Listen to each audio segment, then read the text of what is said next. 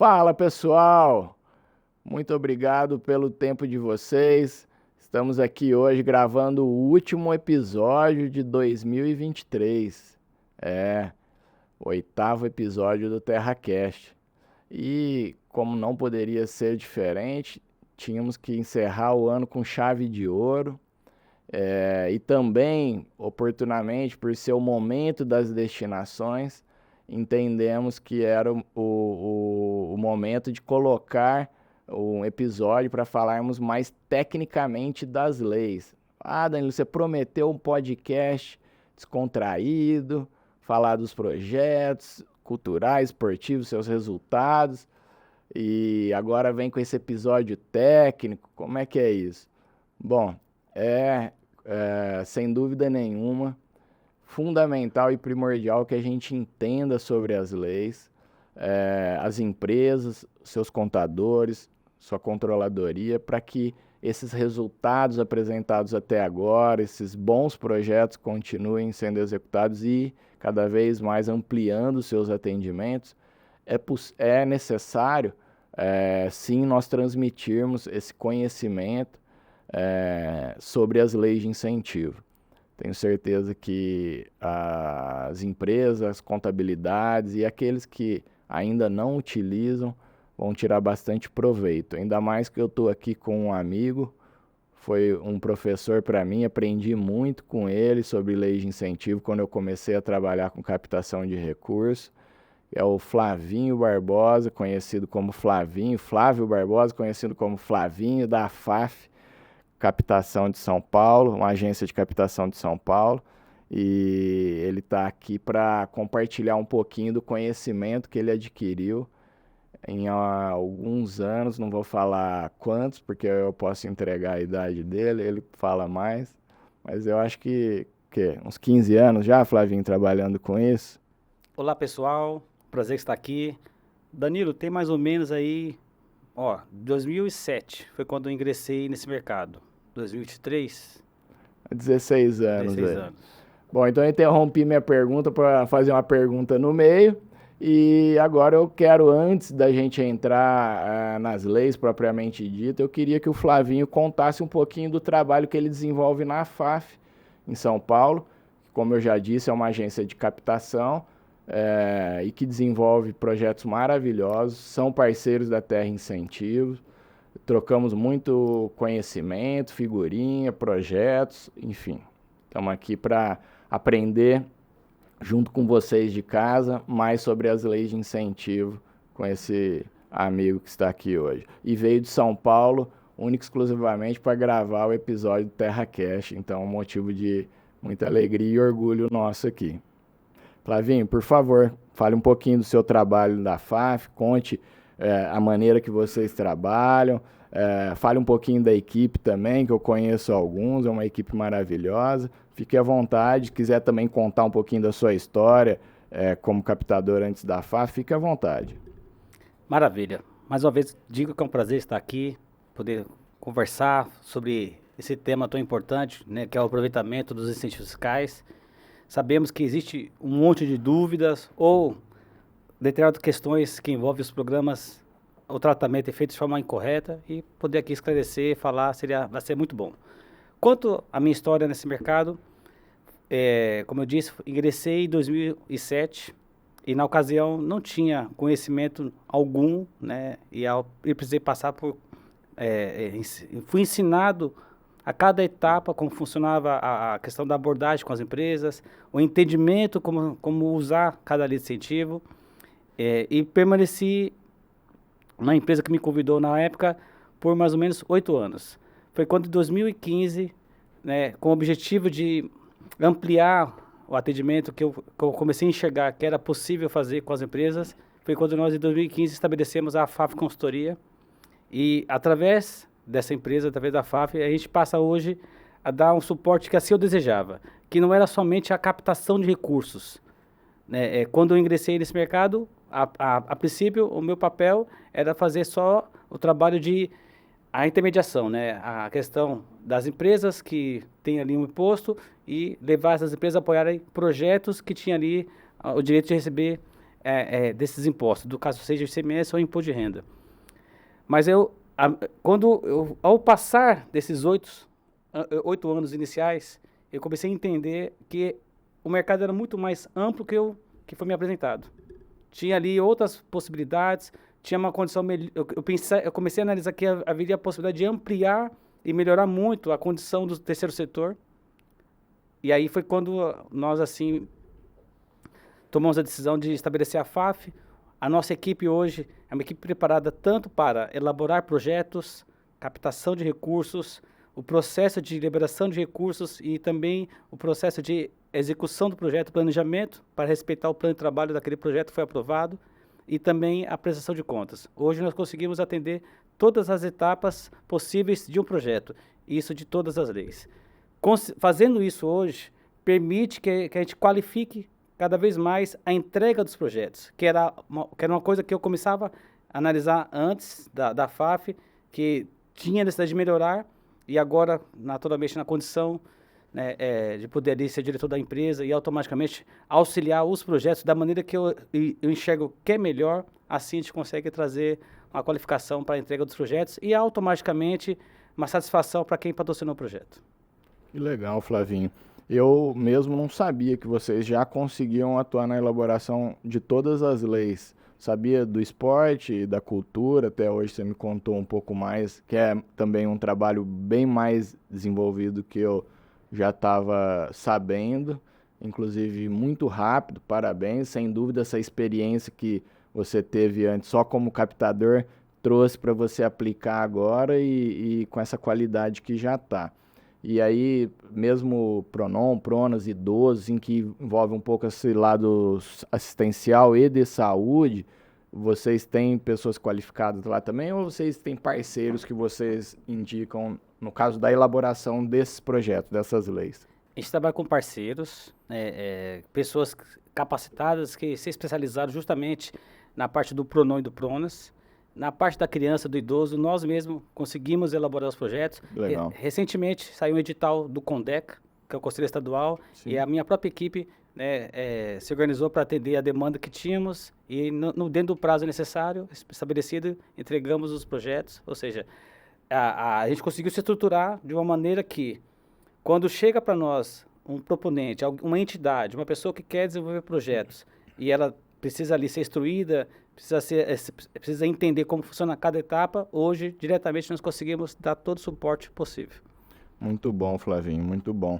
E eu costumo brincar quando eu dou palestra de lei de incentivo, né, para contadores, empresários, eu falo, pessoal, lei de incentivo não é um bicho de sete cabeças, tanto que um professor de educação física aqui, ex-atleta, falando para os contadores sobre lei de incentivo, né.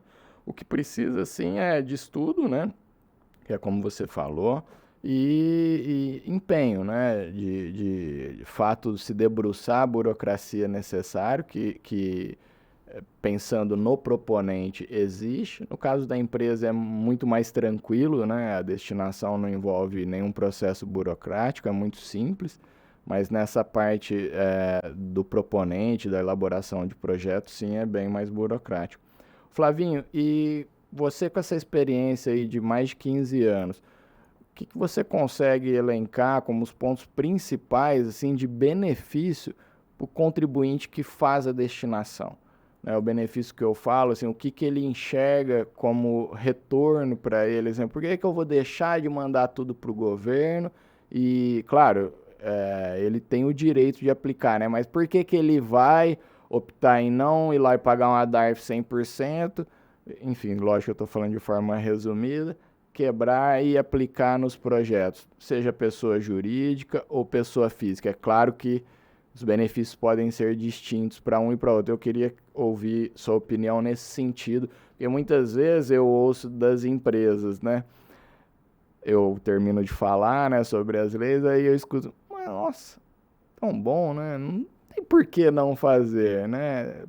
Tem por que não fazer? E eu comecei a pensar, de fato, não tem por que não fazer, né? E no meu material de apresentação eu passei a colocar os porquês de se fazer. E aí, quando eu vi que já não cabia num slide, né? Tava tendo que pôr no segundo, eu falei, olha que legal, né? Até a gente mesmo que trabalha, a hora que você começa a colocar no papel, assim, você vai vendo a quantidade de benefício, né? Que proporciona aos contribuintes, né? Então, eu queria ouvir sua experiência nesse sentido. Primeira coisa que eu vejo que é interessante para quem vai destinar o imposto, né, pedacinho do imposto para ajudar os projetos, é ter noção do destino daquele recurso que ele está direcionando.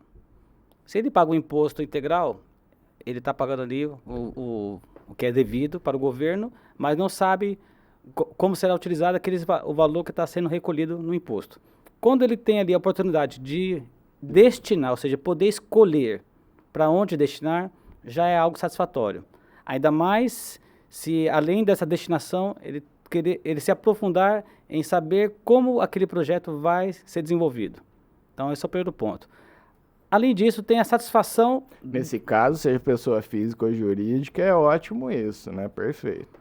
A satisfação, puxa, aliás, é um recurso que não pertence ao contribuinte, é um imposto, então não pertence a ele. E ele ter o direito ali, por força de lei, de poder destinar aquele valor do imposto para determinado projeto, já é satisfatório, e ainda mais sabendo que ele sabe quem está ajudando. Uma coisa é se ele depositasse numa outra conta do governo, né, que seria um fundo, por exemplo, mas não tendo direito de indicar, aí eras por elas. Mas poder destinar, poder destinar o imposto, sabendo para onde está indo, é satisfatório.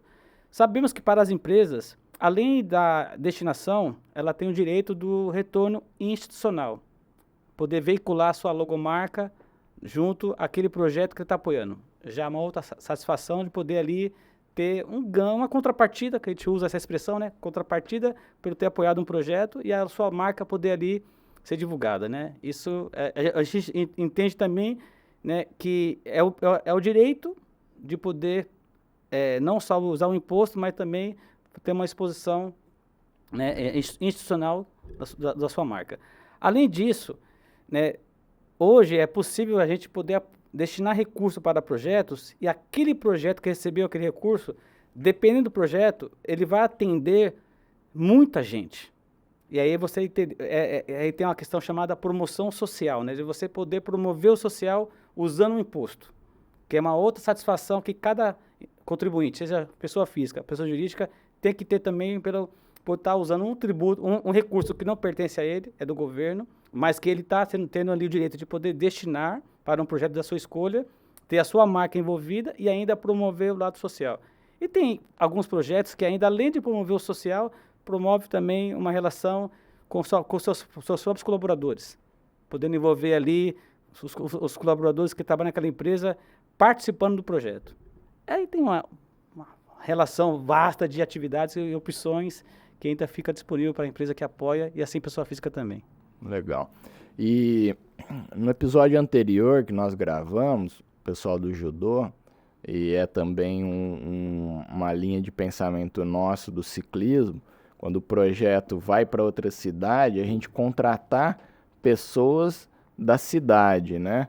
Então, eu costumo falar que até a economia local é fomentada através de projetos de incentivo. Porque quando a empresa, o contribuinte, pessoa física também, paga seu imposto, que volta para o município, é o que está previsto no Pacto Federativo.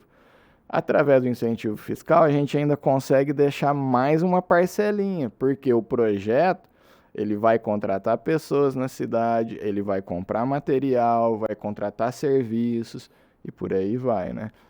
A gente, quando estava fazendo essa relação, foi onde, né? Foi, ó, até detalhes que muitas vezes passam despercebidos, né? E faz a diferença. Quando a gente somar todas as leis, todos os projetos de uma determinada cidade, pode ser um valor considerável, né? Então, eu acredito até nisso e já foi temas aí que eu levantei em discussão. E eu sempre gosto de provocar nesse sentido, porque surgem coisas que a gente nem nunca pensou, né? Você mesmo citou uma forma de participação dos colaboradores e eu não havia ainda, né, posto isso e me veio à mente, você pegar uma empresa que tem o trabalho de voluntariado, grupo de voluntariado, de funcionários, colaboradores, e ele apoia uma determinada instituição, uma ILPI de idoso, por exemplo, e eles querem, esses voluntários da empresa, prestar serviço voluntário lá. Se o rapaz é da contabilidade da empresa, se ele é do marketing, ou até se ele quer fazer algo fora da atividade profissional dele, né? Ajudar a pintar ali a instituição que está precisando de um. Né? Então, toda essa criatividade nossa também, é claro, respeitando os limites da lei, né? Que é importante para o pessoal de casa entender. Quando o Flavinho falou, né, dessa participação dos colaboradores por estarem assistindo um espetáculo.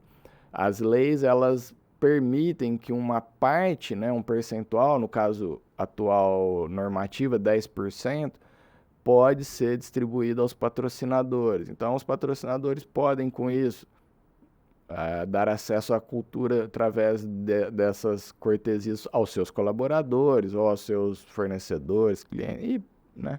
Então, são realmente uma infinidade aí de possibilidades. Agora, falando das leis propriamente ditas, né? Vou até pedir para a nossa produção aqui, puder pôr a tela da pessoa jurídica primeiro. Hoje a gente está falando de um montante de 10% do IRPJ, né? E quando a gente fala, claro, de leis federais, somente empresas de lucro real. Aqui nós temos essa tabela, Flavinho. Fica à vontade, eu queria que você falasse rapidamente de cada uma, né? E nós temos aí a novidade do esporte. Você pode falar rapidamente, porque a gente vai abordar isso também mais à frente, né? Mas eu queria te deixar à vontade, o que você quer comentar aí? Uma das importâncias do trabalho que nós, como agência, não só de captação, mas que faz essa gestão para que as empresas usem bem os incentivos fiscais, é poder auxiliá-los no uso de toda essa gama de programas.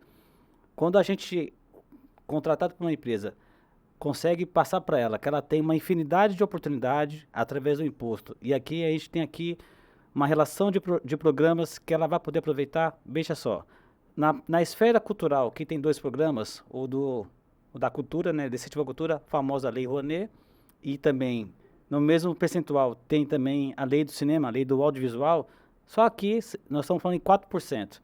Além disso, tem ali mais 2% para o esporte, tem mais 1% para o adolescente, tem mais 1% para o idoso, tem mais 1% para combate ao câncer e mais 1% para a pessoa com deficiência. Se somamos, nós temos o prazer de falar e encher a mão, né? 10%.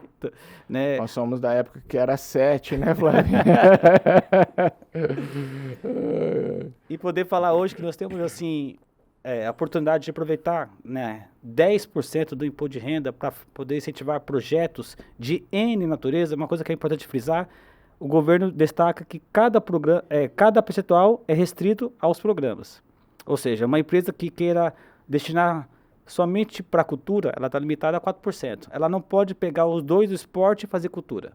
O do esporte é do esporte, cultura é cultura. Mas quando nós hoje auxiliamos as empresas, a gente procura destacar bem como funciona a questão dos percentuais de cada programa e também o auxílio para quais projetos ela pode ali apoiar e deduzir do imposto naturalmente e ter ali a contrapartida que assim é esperada, né? Hoje nós temos assim um privilégio como foi colocado, né? Antigamente não era essa quantidade de programas disponível para apoio. Hoje nós temos aqui uma relação bem interessante. Pessoal, agora vamos para outra tabela, que é da pessoa física. No caso aqui, volta por gentileza, eu não lembro se eu frisei, somente empresa de lucro real. Nós usamos ali um exemplo de IRPJ de 1 milhão, para que ter uma conta redonda para facilitar também. Nesse exemplo, uma empresa consegue destinar até 100 mil reais. Importante lembrar que quando a gente fala desse IRPJ, pessoal, é só a alíquota de 15%, tá? Porque a empresa, em cima do lucro contábil dela, vai incidir imposto de renda, contribuição social e o adicional. É só a base de cálculo para os incentivos, é só a alíquota de 15%, tá? Pode passar, então, agora para a pessoa física. E você de casa, pessoa física que está assistindo, também pode. Qual a diferença? No caso da pessoa física, somente a declaração dedutível agora, né? A antiga, completa, né? conhecida como completa. Flavinho, fica à vontade para você explicar as diferenças. Hoje a gente tem um total de 9%, né? Com um exemplo aqui, pessoal, que eu dei de RPF, um número redondo também, de R$ 100.000, só para facilitar aqui na distribuição em números redondos. Vejamos, ó. Hoje a pessoa física, se ela fazendo uso dos incentivos fiscais, no período que ela está recolhendo o imposto, ou seja, no exercício que ela vem pagando ali mês a mês, ou seja no Carnê-Leão ou retido na fonte, nesse mês de exercício, ela pode aproveitar 6%, com uma infinidade de programas, né? Tem cultura, tem esporte, tem criança, tem idoso, 6%. O programa do esporte ganhou um adicional de mais 1%, porque hoje, quando nós falamos ali da pessoa física, ela, exemplo, tá bom, gente? Ela pode destinar 6% para a cultura, um exemplo, e mais 1% para o esporte. Além desse, né, da cultura do esporte no nosso exemplo, tem ainda o Pronon com mais 1% e o Pronas com mais 1%. Por isso que a soma daria 9% no total. E se eu gostar de esporte, Flavinho, e não quiser fazer cultura? A pessoa física pode destinar 7%. Maravilha, né? Isso são novidades, viu? 2023, essas alterações do esporte, a gente vai falar um pouquinho mais à frente com mais detalhes, por isso que eu estou provocando aqui o Flavinho. E também depois, mais à frente, falaremos da destinação de pessoa física na véspera do pagamento do imposto, em abril, maio, né? Cada ano agora é uma data, mas até o pagamento do imposto. Pode ir para a próxima, pessoal. Agora, aqui, nós estamos falando do imposto estadual ICMS de São Paulo. Não somente empresas de lucro real, mas também empresas de lucro presumido, tá? Então, vou deixar o Flavinho à vontade aí para falar também. Vamos começar pelo PROAC, que é mais antigo que o PI, né? E depois a gente volta para o PI. Gente, aqui nós vamos citar, ao meu ver, os 2 melhores programas para se utilizar em nosso país quando se fala de ICMS. Quando a gente fala dos programas, vamos lá, dos estados que têm lei, que tomaram a decisão, né? Os estados tomaram a decisão de renunciar parte do imposto em prol de programas que atendam cultura ou esporte.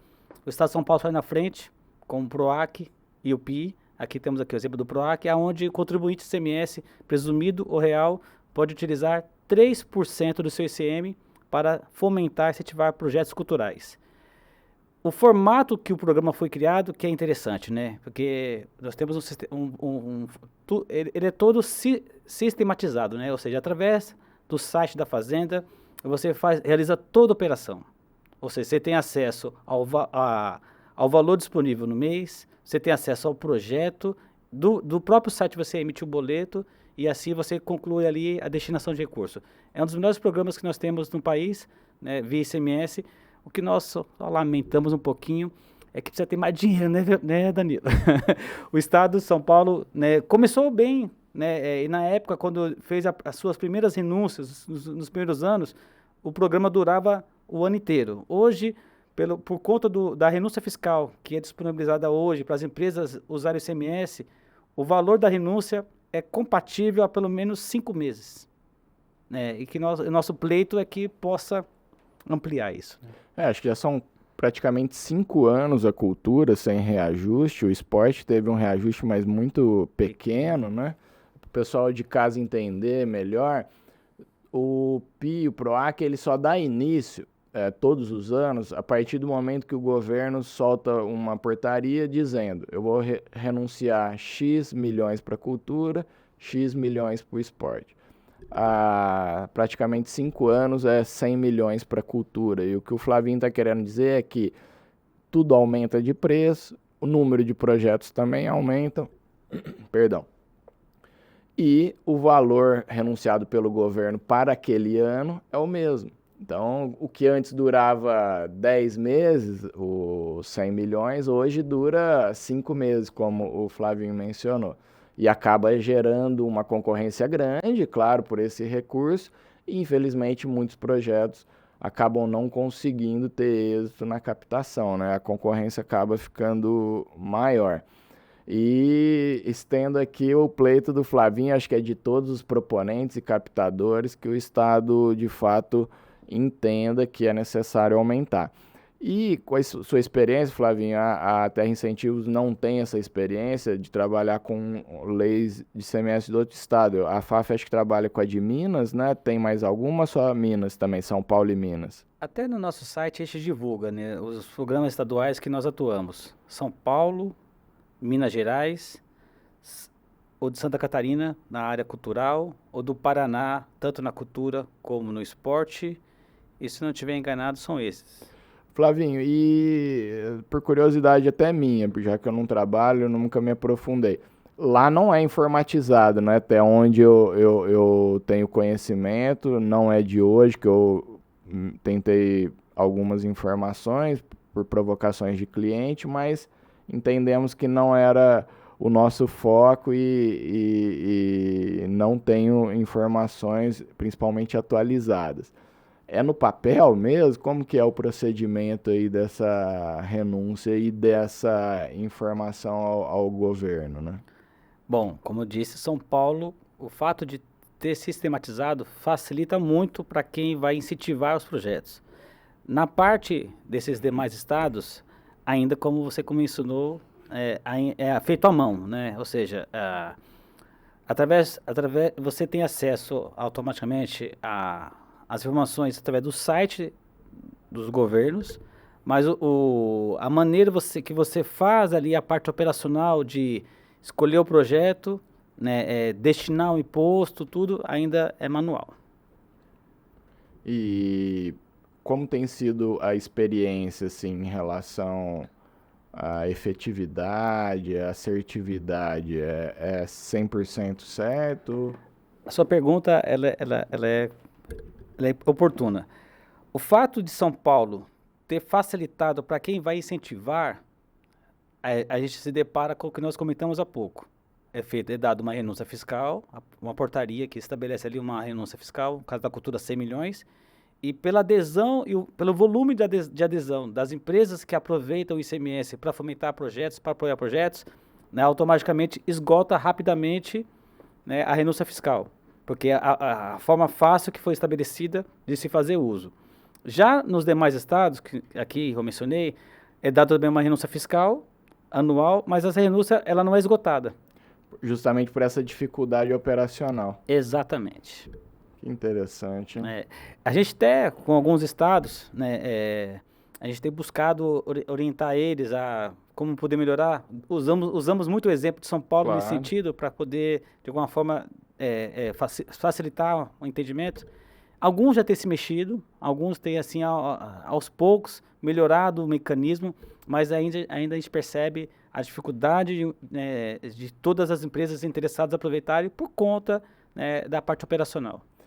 O pessoal de casa entender, o PI e o PROAC de São Paulo, que é tudo informatizado no Cefaz, né, que é o site da Secretaria da Fazenda, ele, além de facilitar essa questão operacional, como o Flavinho, por estar informatizado e tudo mais, ele te dá mensalmente, claro, a partir da portaria divulgada pelo governo, com o valor que será renunciado, e enquanto durar o recurso, mensalmente o sistema disponibiliza para a empresa até 3%, sempre com base de cálculo no que ela gerou 90 dias atrás e pagou 60 dias atrás. Essa é uma grande vantagem do programa do ICMS, porque ela traz toda a tranquilidade para a contabilidade da empresa, no sentido de que o número é exato. O próprio sistema vai lhe dizer, você tem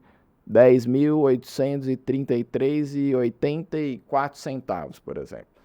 Por quê? Porque ele está te falando que é X%, como eu falei, até 3%, às vezes eles podem reduzir essa alíquota e ali vai mostrar para você no site, quando aparece o valor, qual alíquota o governo utilizou.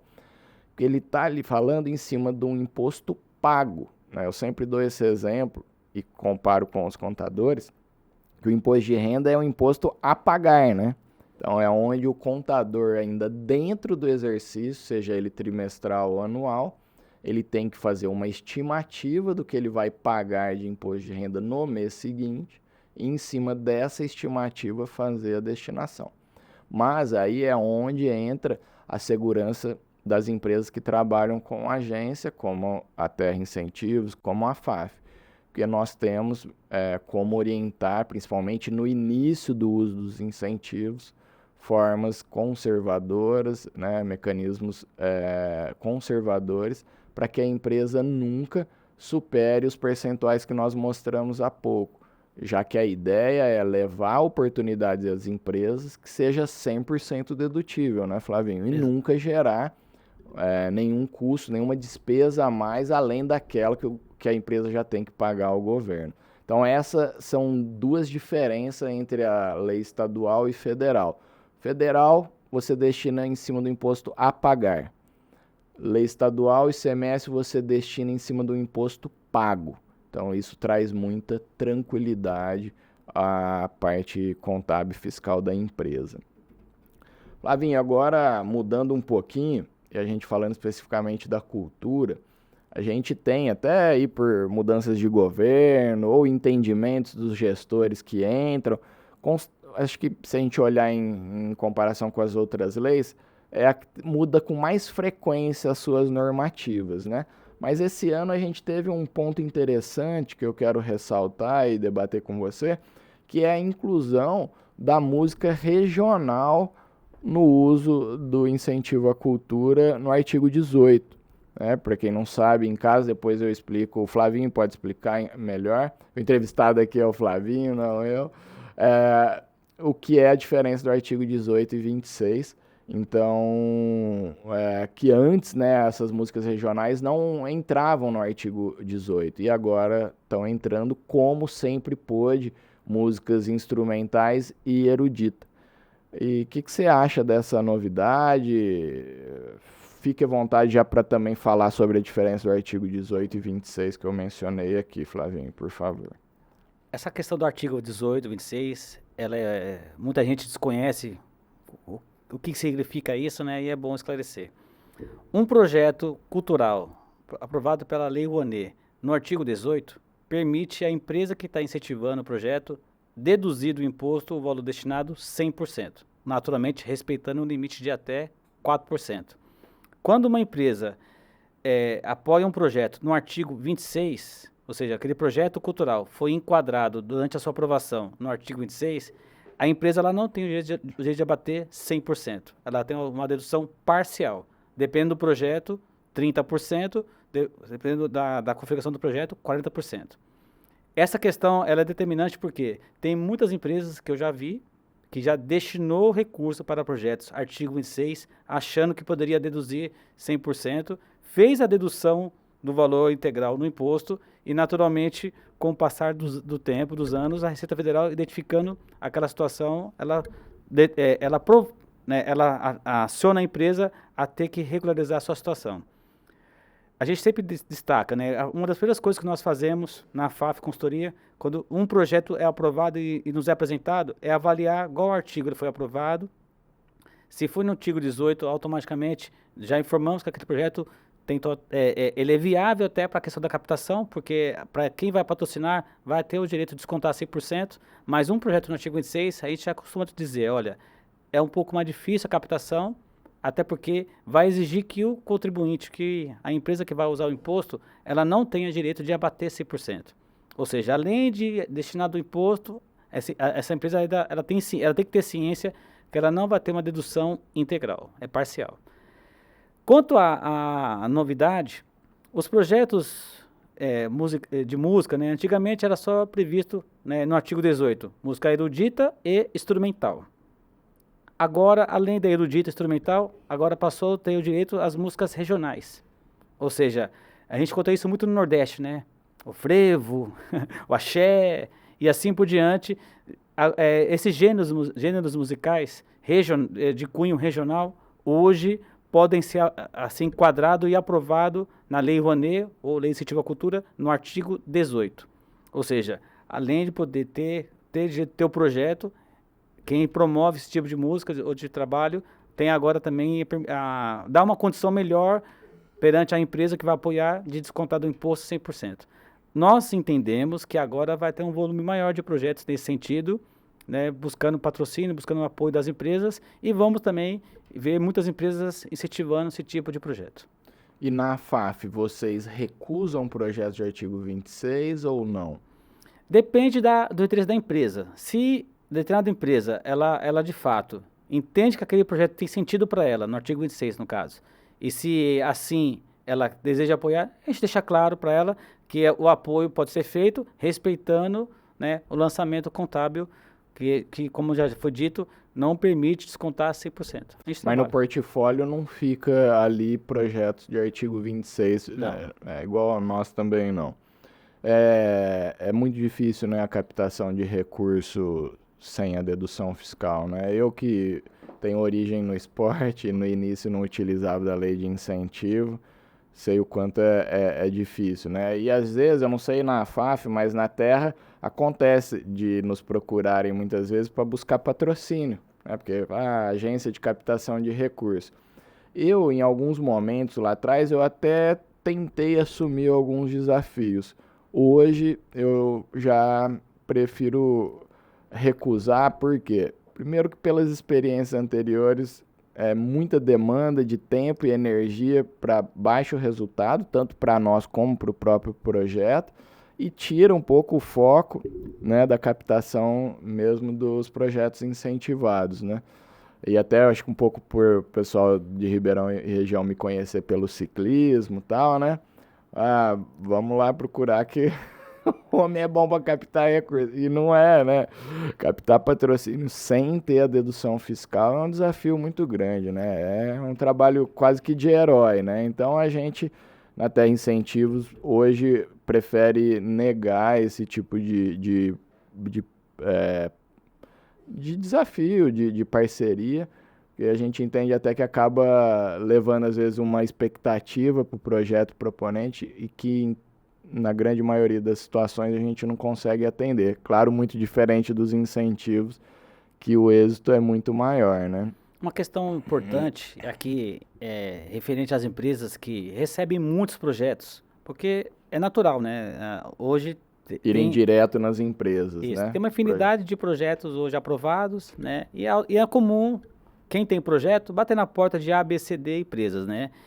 E eu já me deparei com várias situações em que não foi analisado a questão, igual artigo foi aprovado aquele projeto, e eu já pude ver vários exemplos de empresas que não fizeram essa análise, apoiaram o projeto e fizeram abatimento achando que poderia descontar 100% e depois foram surpreendidas. E a gente procura, dentro do nosso suporte com as empresas, quando uma empresa que nós atendemos, ela recebe lá uma visita ou alguém que pediu um apoio ao seu projeto. Naturalmente, quando chega para nós analisarmos aquele projeto, a gente vai verificar tudo. O artigo ele foi aprovado, a experiência daquele proponente, né, saber se aquele proponente tem uma condição confortável de realizar o projeto, qual é a equipe que ele tem prevista para poder contratar para realizar o projeto. A gente faz essas análises com qual objetivo? De tranquilizar a empresa quando ela for fazer o apoio. A gente tem o cuidado de poder... A gente tem uma primícia na FAF, né? Que todo projeto tem seu valor, naturalmente todo tem seu valor, mas também todo projeto tem a sua responsabilidade na hora de executar. E quando a gente entende que falta uma experiência, a gente procura se colocar à disposição para auxiliar, ciente que a empresa que está apoiando aquele projeto, ela vai ter a expectativa que seja feito um bom trabalho, né? Exato. Muito bem colocado, Flavinho. Recentemente eu me deparei em duas oportunidades, inclusive, com essa questão do artigo 26, né? Onde a empresa me mandou, né? E não sei se por desconhecimento de quem apresentou, a pessoa vendendo como aprovado pela Lei Rouanet, artigo 18. Então, assim, é legal falar isso para o pessoal de casa, as empresas que estão nos assistindo, porque as vantagens, né, são diversas, mas essa é uma das que a gente deve ressaltar aqui, de se trabalhar com o apoio de uma agência, né? Percebe que quando um projeto chega na agência, para ele entrar no catálogo, ele passa por uma peneira, vamos dizer assim, né? Então, a gente vai desde a análise básica, como o Flavinho falou, publicação no Diário Oficial, qual o artigo, se está na data, né, no período autorizado de captação, e CNDs, a experiência desse proponente naquilo que ele está propondo. Então, as empresas que recebem, têm uma demanda grande de projeto, muitas vezes ela não consegue fazer essa análise documental. A gente tem já levantado até prestações de contas, sites de pendências, enfim. Então, é claro, cada agência tem a sua metodologia, mas o que eu quero passar aqui para o pessoal de casa é isso. Essa importância, né, desse suporte, porque muitas vezes a empresa ela vai lá, ela analisa a apresentação do proponente, o diário oficial, não nem olha ali o artigo e não é só isso, né? Tem muita coisa por trás que empresas com a experiência como da AFAF conseguem auxiliar as empresas. Agora, Flavinho, falando especificamente da cultura e do audiovisual no artigo 1º, investimento. Depois a gente falou aqui alguma coisa de artigo 18 e 23 da Rouanet, 26 da Rouanet. Eu quero também agora falar sobre a diferença da Lei de Incentivo à Cultura com a Lei do Audiovisual, artigo 1º, investimento. Por quê, pessoal? A Lei do Audiovisual, ela tem artigo 1º-A, que em termos de tratamentos contábeis, a mesma coisa que a Lei de Incentivo à Cultura, tá? Aí, Flavinho, depois a gente vai entrar nisso, lá, despesa, adição e tal, vamos falar resumidamente, né, Flavinho, dessa questão. Já no caso do audiovisual investimento, não é o mesmo tratamento, percentual desse artigo 1º não é 4, é 3, né? Então, essas são algumas das diferenças. Mas do ponto de vista de lançamento contábil, Flavinho, quais as principais diferenças aí entre o artigo 1º, que é o investimento no audiovisual, a Lei de Incentivo à Cultura e o artigo 1º-A audiovisual e o artigo 26 da Lei de Incentivo à Cultura? Até ampliando um pouquinho até a relação de programas, a Lei de Incentivo à Cultura, Lei do Audiovisual, artigo 1º-A, conhecido como artigo de patrocínio ao cinema, né? Lei do esporte, criança, adolescente, idoso, prono e pronas, a empresa que faz uso dos percentuais de cada um desses programas, usando o imposto naturalmente, ela vai ali fazer a destinação para o projeto aprovado naturalmente e deduzir do imposto devido. Ou seja, ela fez uma destinação, ela não tem nenhum ganho ou economia contábil. Já a Lei do Audiovisual, artigo 1º, conhecido como investimento ao cinema, além da dedução que ela tem ali, né, direito de fazer a dedução 100%, o lançamento contábil, a diferença que tem com os demais programas é que ela pode lançar como despesa dedutível. Ou seja, é um tipo de destinação que na contabilidade é dedutível da base de cálculo do imposto e ainda dedutível do imposto a pagar. Essa é a diferença e, assim, nós sabemos, né, que muita gente desconhece, né, esse direito. Nós fizemos aqui uma simulação, uma empresa que usa a Lei de Incentivo à Cultura. Um exemplo, faz o uso de R$100 mil, entendendo que os R$100 mil está dentro dos 4%. Automaticamente ela vai poder deduzir do imposto a pagar R$100 mil. E assim ela não tem nenhuma economia ou ganho financeiro ali, mas ela descontou a destinação que ela fez 100% e automaticamente tem as contrapartidas que nós já falamos no início, né? A promoção social, a divulgação da sua marca e outras atividades, né, que ela tem direito. Quando uma empresa faz uso da Lei do Audiovisual, artigo 1º, investimento, antes mesmo de ocorrer a dedução do imposto devido, o lançamento tem uma dedução, ela pode no ELALOR fazer uma exclusão da base de cálculo, essa exclusão reduz a alíquota básica e adicional, essa redução sobre o valor de R$100 mil, como exemplo, gera ali uma economia de 25%, além de ela poder abater os mesmos 100 mil do imposto a pagar. Então, quer dizer, é uma lei que para a empresa que busca planejamento tributário, quer economizar imposto, é uma grande alternativa, né? Exatamente. E eu achei legal a gente comentar isso, porque de fato muita gente desconhece, né? A lei do investimento, autorizada e supervisionada pela CVM, né, Flavinho? É um mecanismo muito legal, realmente, né? Falando agora sobre especificamente as leis que eu costumo chamar de aporte indireto, que é a lei do CMDCA e do idoso, né? Tanto a lei da criança e do adolescente como do idoso, que são pelos conselhos. Eu costumo falar CMDCA, que é o municipal, mas a gente tem o CONDECA, tem o CONANDA, que são o estadual e o nacional. E, obviamente, que a gente capta para o projeto, mas ele tem que estar aprovado em um dessas 3 alternativas, né? Eu queria pedir para o pessoal da produção colocar aqui para nós sobre o CMDCA e o CMI, para a gente só entender essa diferença, né, dos aportes diretos, que são os projetos que têm conta, e os que são através de fundo, Flavinho.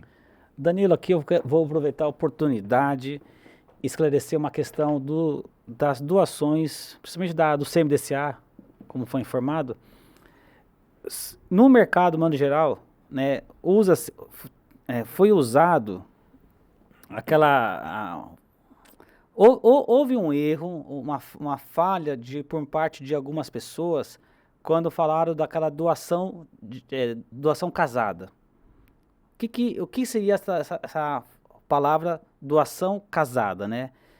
Muita gente começou interessado em ajudar as entidades, ao invés de fazer a doação passando pelo Conselho Municipal, ou estadual ou federal, fizeram uma doação diretamente para a entidade que atende criança e adolescente e pediram para o conselho responsável emitir um documento, nós chamamos de recibo, de mecenato, né, para concretizar ali a dedução no imposto a pagar.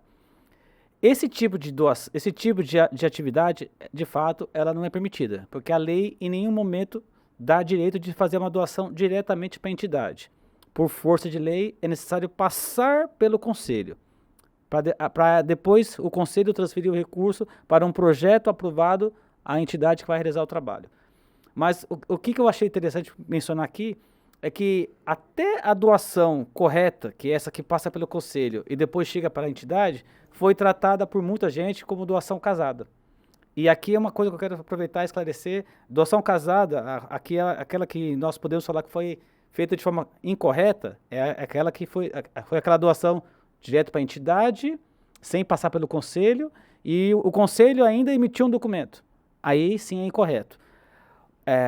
Agora, a empresa poder fazer a doação, respeitando o limite de 1% da criança e adolescente, ou 1% da lei do idoso, a empresa ela pode fazer a doação, sim, para o conselho, que aquela entidade está de fato ligada, e o conselho, sim, dentro de um chamamento, vai ali, né, destinar o recurso doado para a entidade.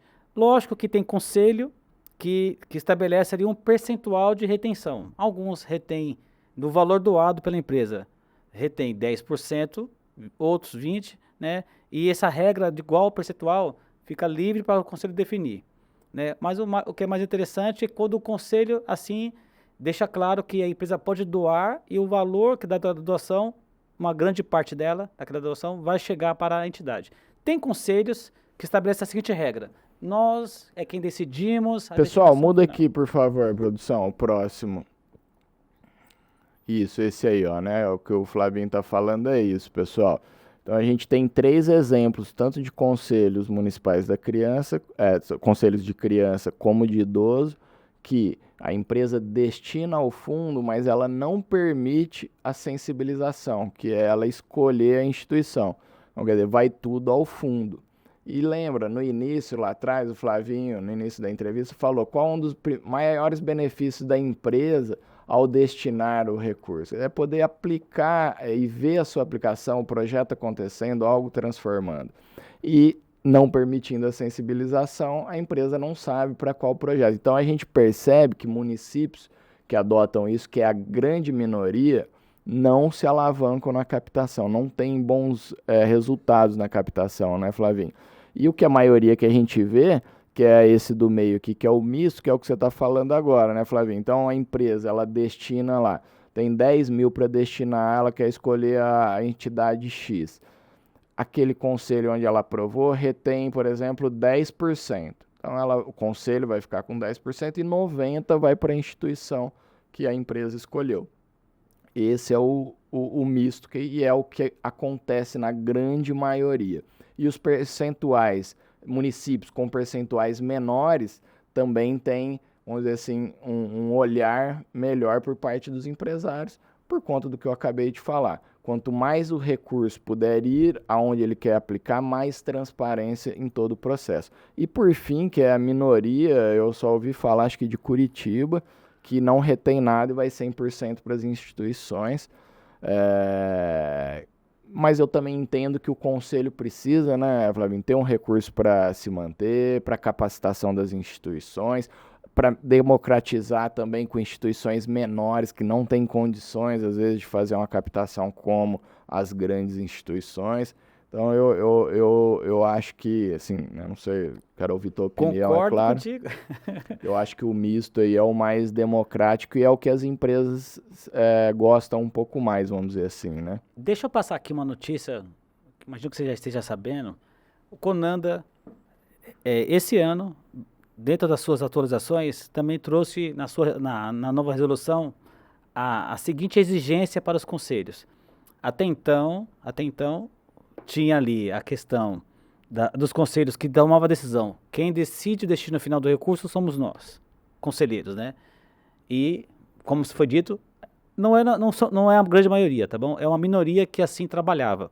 A grande maioria, como foi colocado pelo Danilo, era ali justamente o segundo modelo, que é o formato misto, né? Da empresa doar pelo conselho, naturalmente, indicando determinada entidade, o conselho retém ali 10%, 20% e 80%, 90% chega para a entidade. Naturalmente, quando a gente fala chega para a entidade, tem um projeto aprovado, tem um plano de trabalho, tem um orçamento, tudo como manda, né, o programa. Agora, uma coisa que é legal, Danilo, esse ano o Conanda baixou uma resolução não dando mais o direito da primeira opção. E agora está limitado aos 20, né? Aos 20, ou seja, até 20%. Até 20%. Isso é bom, Flavinho, porque primeiro veio em resposta ao que você falou, ao impedimento lá da venda casada, que, né, tanto podia ser feito da forma como você falou, que não podia era ele depositar na instituição e o conselho emitir o recibo, mas a sensibilização tanto é correta, que na nova legislação já veio muito bem claro isso, e evitando esses excessos que você falou, né? Que a partir de agora não vai poder mais a gente ver casos aí, Ribeirão, quando começou o do idoso aqui, era 40%. Aí foi, todo mundo se reuniu, falou com os vereadores, enfim, o pessoal se sensibilizou, entendeu, caiu para 20%. Agora o pessoal se reuniu de novo, tal, pressionou, caiu para 10%. Então, eu achei muito legal essa nova resolução por trazer essa limitação, porque alguns fundos entendem, e aí é onde eu argumentei muito nessa época que era 40%. Olha, não é quanto maior o percentual o conselho reter que vai ter mais recurso para o conselho. É ao contrário, quanto maior retenção houver por conselho, mais os doadores vão procurar outro município, né? Então, esse é acho que um bom exemplo aí para trazer para o pessoal de casa também, né? Ainda voltando na tela anterior, pessoal, por favor, aí aqui. Eu queria só que a gente reforçasse aqui então, Flavinho, Rouanet Audiovisual Esporte Pronom, todos, pessoal de casa, tem uma conta específica aprovada, publicada, para que seja feito um aporte direto na conta do projeto. Lembre-se o seguinte, você apoiou o projeto Joãozinho Pé de Feijão fase 1, ele tinha uma conta. Se você for apoiar o Joãozinho Pé de Feijão no ano seguinte, na fase 2, é outra conta, né? Então tem muito disso. Às vezes a empresa, por questão de sistema financeiro, ela atrela uma conta bancária ao CNPJ, no ano seguinte ela não substitui a conta, faz no projeto anterior. Claro que tudo isso tem também como ser refeito, corrigido, com processos administrativos. E aqui embaixo, o que nós já falamos é o aporte indireto. E agora, Flavinho, sobre o esporte, né, que nós falamos lá no início. Esse ano, a partir da renovação da lei, né, porque antes era a 11.438, agora a 11.439, ampliou o período da existência da lei, da vigor, né, e também trouxe para nós esse aumento aí de percentual. O que você acha desse aumento? Você acha que isso vai ajudar a fomentar os projetos esportivos? Quando o pessoal olhava, né, poxa, 4 para a cultura, 1 só para o esporte, agora deu uma aproximada, e claro que a gente não pode deixar de comentar também com a lei do meio ambiente, que é a nova lei, apesar da gente não ter colocado na tabela, é uma lei que a gente sabe que está aprovada, sancionada, mas que até onde eu tenho conhecimento não entrou em prática, né? Não vi nenhuma resolução que a regulamente e muito menos aprovação de projetos, né? Então, por enquanto, o esporte está nadando de braçada nesse 1% a mais que veio agora e que conflita, no meu entendimento, quero ouvir o teu, com a lei do meio ambiente. Toda vez que, e você sabe disso, toda vez que a legislação do esporte tem que ser atualizada, renovada, sempre houve ali um pleito por parte da bancada esportiva de poder aumentar o percentual. E naturalmente que comparava, olha, nós só temos 1% da pessoa jurídica e 4% para a cultura, né? E aí no ano passado tivemos aí a boa notícia que a lei foi renovada com mais 1% adicional, passando a ser 2%. Só que havia também um outro pleito também da bancada do meio ambiente e também tem um programa de lei de incentivo vinculado ao imposto de renda. E aí... E que é legítimo, né? O meio ambiente não se discute a importância, né? O curioso é que quando foi aprovada a lei do meio ambiente, aprovada com conflito. Eu até acredito, Danilo, que esse conflito vai durar por poucos anos. Porque, como eu posso dizer isso para você? Quando a lei do idoso, em 2010, ela foi aprovada para também permitir a captação de recursos perante as empresas e perante as pessoas físicas, também ela foi aprovada com conflito com a classe adolescente. 1% já existia para a classe adolescente, aprovar a lei do idoso de 2010, tendo também esse conflito inicial, e em 2012 foi feita a separação, ou seja, ficando 1% para cada um. Eu acredito que logo mais também haverá essa separação entre esses percentuais, ficando para o esporte 2, como já está, né, e para o meio ambiente 1. Mas hoje, olhando para hoje, é 1%. A legislação vigente, né? Exatamente. Mas eu vou fazer um contraponto aí nessa sua visão, que seria ótimo, e sem dúvida, ainda mais eu que venho do esporte, sou suspeito de falar, mas se isso de fato acontecer, vai ser muito bom. Mas nessa comparação, lá atrás, a lei do idoso pegou muito, muito rápido, né? Fez sucesso muito rápido. Que é o que eu imaginei que fosse acontecer também com a lei do meio ambiente. Mas, para minha surpresa, pelo menos até agora, está parado o assunto, né? A lei sancionada e a gente não viu projeto, não tem regulamentação. Então, eu espero, concordo que isso pode acontecer, mas só vai acontecer se houver, de fato, uma boa utilização da lei, que, né, ao meu ver, já desperdiçaram um ano aí de lei que poderia estar beneficiando muitos projetos na área, né? Olha, uma visão que eu tenho, por que a lei do meio ambiente, esse ano, ela ainda não pegou, né? Ela foi aprovada ano passado para poder vigorar esse ano. Esse era o objetivo, né? Sim. Não houve uma pressão da sociedade civil, das organizações, em poder pressionar... Concordo. o governo. Porque nós aqui que trabalhamos nesse mercado, nós sabemos, né? Os segmentos que mais pressionam o governo, que mais correm, que mais... É o que mais colhe, né? Exatamente. O pessoal da cultura, nós conhecemos bem, Sim. é o pessoal que briga, que pede, que exige e tal, são unidos e automaticamente alcançam os melhores resultados. Concordo. O do esporte, Começou a melhorar, vamos dizer assim. Exato, exato. Eu lembro quando mudou quando foi feita a separação do percentual da criança do idoso, não foi só porque o idoso estava tendo uma boa adesão, é que o pessoal do Conanda também começaram Claro, é porque verdade, você tem razão. era o primeiro programa. É verdade. Se nós olharmos assim, é a lei mais antiga. É a lei mais antiga, né? E eles já existiam. Agora me traz um filho mais novo aqui para dividir meu 1%, não. Né? Aí, do meio ambiente, quando houver, sabe, um posicionamento Concordo do meio, também, concordo, né? sim.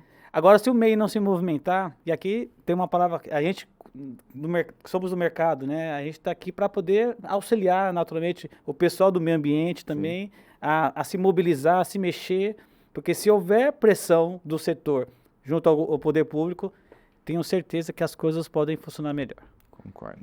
Flavinho, nosso papo está muito bom, uma pena que passa rápido.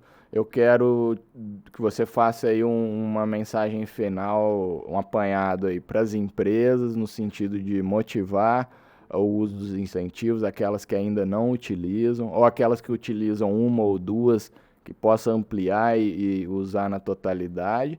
E também que você fale rapidamente da Terra Incentivos, porque a gente falou bastante da FAF, eu vendi um pouquinho nosso peixe aqui, agora eu quero que você venda o nosso peixe ali pro pessoal de casa, é brincadeira. Fica à vontade. Bom, a gente aqui que atua nesse mercado, e eu em particular, que atuo desde 2007, o nosso desejo é que as empresas possam aproveitar o máximo possível, né? Hoje, existem empresas como a nossa aqui, qualificada para auxiliar, como a Terra Incentivos, para dar o suporte. Né? A gente sabe que existem assim, os dogmas, né? Alguns receios, será que funciona, será que não funciona, dá problema, traz fiscalização. Posso afirmar para vocês, usando de forma correta os programas, usando o imposto de forma adequada, obtendo as documentações necessárias, nunca vocês vão ter problema. Eu posso falar aqui que todas as empresas que nós atendemos, Danilo, todas sem exceção, nunca tiveram eu também. Um mínimo de trabalho com fisco. Nunca também. tiveram, né? Porque o cuidado que nós temos, levantar as documentações, essas análises, e isso é, eu posso falar com boca cheia, né? Porque isso nos traz segurança, né? Depois de mais de uma década trabalhando, né? Eu falo também, eu falo de boca cheia. Quando alguém me pergunta, traz essa preocupação, eu falo, quer que eu assino? É como você falou, fazendo o uso correto, seguindo nossas orientações. 100%. Exato. E empresário, pessoa física que declara de forma completa, utilize os impostos, né? Não deem tudo para o governo federal ou estadual. Quando eu falo do estadual, eu falo do CMS. Usem o que hoje vocês têm direito, é um direito dado por lei, né? Aproveitem, fomentem os projetos, contem com empresas como a nossa aqui, para poder assim auxiliá-los. Uma coisa importante, Danilo, que nós aqui não falamos, a nossa consultoria não gera ônus para vocês. Perfeito. Né? A remuneração do nosso trabalho, né, não vem por parte das empresas que usam os impostos. Os projetos já prevêem nos seus orçamentos a nossa remuneração, a nossa consultoria. E é importante que as empresas exijam que os projetos, né, contratem as nossas empresas justamente para que a gente possa qualificar. E as empresas que usarem o imposto não tem que direcionar nenhum real para o nosso trabalho. Nós já podemos falar, bem remunerados dentro do projeto. Isso aqui é um ponto importante. Porque muito bem lembrado, Flavinho. É importante destacar isso porque tem empresas que, puxa, mas quanto custa? Né? Assim, custa a sua confiança no nosso trabalho. E também eu já tive questionamento de empresa no sentido assim, como se a gente... mas aí vocês tiram, né, da entidade? Não. Muito pelo contrário, o trabalho é 100% de parceria. Então, o projeto chega para nós, a gente constrói todo o material de apresentação, enfim, o prospecto, e não custa nada para a instituição. A gente trabalhar, sei lá, o projeto tem 2 anos de captação, nós trabalhamos 2 anos e não conseguimos nada para a instituição, nós não vamos receber nada, né? E nós só recebemos em cima daquilo que nós captamos, né, no êxito, e quando o recurso for liberado para a instituição. Se do início da captação a liberação durou 2 anos, nós vamos esperar 2 anos junto com a instituição. Então eu falo que é uma parceria das 3 partes, né? Proponente projeto, empresa e agência de captação, né? Uma coisa que eu quero aqui para concluir, né? Isso que você comentou, até da espera, isso é porque nós somos sérios. Né? A maneira que nós trabalhamos, entendendo o valor do projeto, como eu disse, todo projeto tem o seu valor, Sim. né? Mas também nós somos cuidadosos em também em saber que aquele projeto bem realizado, bem executado, vai trazer satisfação não só para quem é o idealizador, mas também para quem financiou e para que nós que prestamos serviço. Né? Legal. A Terra Incentivos, como quero frisar aqui, exerce um trabalho de excelência, né? Eu indico, tá bom? Indico, tenho uma relação com o Danilo muito próxima, né? Sei quanto ele é idôneo, cuidadoso, zeloso, né? E é uma satisfação, né? Em poder participar do início da sua trajetória e poder assim hoje aqui contigo. Legal, Flavinho. Pessoal, é uma pena que está acabando esse episódio. Foi um prazer enorme. Nós íamos gravar com o Flavinho lá de São Paulo. Ele fez questão de vir para estar aqui pessoalmente. Fiquei muito feliz. Então eu quero transmitir isso a vocês. Vocês sintam essa boa energia nossa aqui, que é realmente de parceria, de amizade. E, bom, quero aqui, sendo o último episódio do ano, deixar uma mensagem a todos de Feliz Natal, boas festas, um final de ano abençoado em família e que todos possam aí recarregar suas energias para que 2024 seja um ano ainda mais maravilhoso para todos nós. E um obrigado especial, né, pelo carinho, a audiência nesses episódios aí do primeiro semestre. Em janeiro, nós teremos 2 episódios de retrospectiva desse primeiro semestre de podcast, ou seja, nós faremos 2 episódios com os melhores momentos e a partir de fevereiro, como sempre, respeitando a nossa periodicidade, sempre na segunda e quarta semana do mês, às sextas-feiras, voltaremos com episódios inéditos. Valeu, pessoal!